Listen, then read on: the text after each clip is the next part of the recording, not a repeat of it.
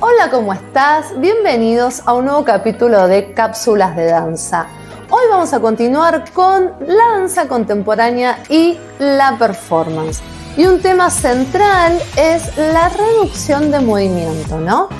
Como empieza la crisis el movimiento fluido, que es la esencia de la danza, ¿qué pasa cuando surge la pausa, ¿no? Entonces, esta reducción del movimiento va a ser como un aspecto que nos va a llamar la atención a los coreógrafos contemporáneos para poder llevarlo a la práctica coreográfica. Así que, comencemos.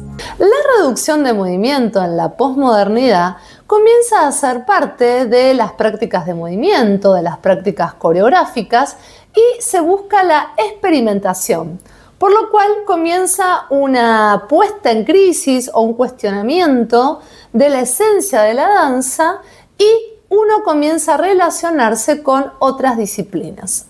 Pero a su vez sigue presente el movimiento fluido, no es que se deja de lado.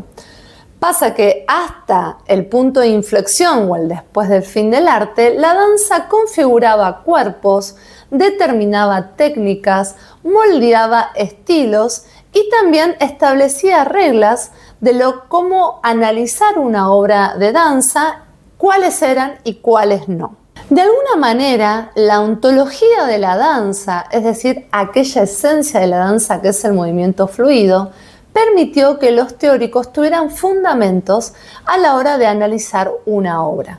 Pero cuando sucede después del fin del arte, ya el movimiento fluido era una de las cosas que se podía ver en una práctica de movimiento. Entonces, si ya el movimiento fluido no era lo único que alcanzaba para analizar una obra de danza, ahora, ¿cómo analizaríamos una danza contemporánea o una performance? Lo que sucede en este punto de inflexión es que se da un agotamiento del medio de la danza, es decir, del movimiento fluido, dejando abierta la cuestión ontológica de la danza y dando lugar a repensar el movimiento, lo teórico, lo económico y lo político.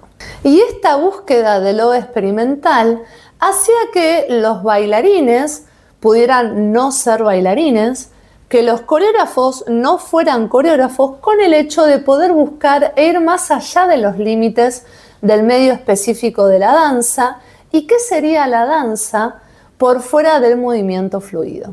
Y a partir de esta búsqueda experimental y el vincularse con otras disciplinas, uno de los vínculos que podemos destacar es el de la danza y la filosofía, que surge como herramienta teórica para poder analizar el contexto en aquellas prácticas donde no solamente hay movimiento fluido. Y esta reconfiguración de la danza hace que se repiense la noción de presencia en la danza. Entonces, la deconstrucción de la forma de la danza, de la forma de ser de la danza, demanda una nueva mirada desde el análisis crítico.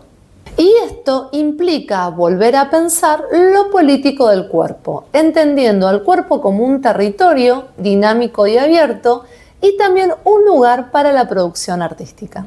Bueno, hasta aquí llegamos hoy. Los veo la semana que viene con mucho más material para continuar esto nuevo de lo político del cuerpo, que va a ser potencia para las prácticas de movimiento en la posmodernidad. También los invito a que me sigan a mis redes, tanto en Instagram como en TikTok. Mi nombre es Romy Núñez Danza, así que bueno, nos vemos. Hasta luego.